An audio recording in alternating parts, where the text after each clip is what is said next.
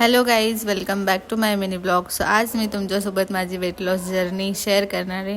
तुम्ही माझा गरबा पण बघा आणि माझी वेट लॉस जर्नी पण मी तुमच्यासोबत शेअर करते. सो माझं वजन आता मध्ये झालं होतं 58, म्हणजे 60 व्हायला फक्त 2 kg बाकी होतं. हे फक्त माझ्याच चुकीमुळे, बाहेरचं अबरचबर खाल्ल्यामुळे.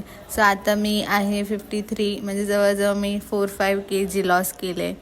हे मी केले फक्त डाएट करून. आणि आता आमचे गरबा क्लासेस चालू आहे, सो त्यामध्ये खूप जास्त वर्कआउट होतं आणि आम्ही 2-2, 3-3 बॅच घेतो, त्याच्यामुळे कंटिन्यू सेम रुटीन असतं, तर मग जास्त होतं.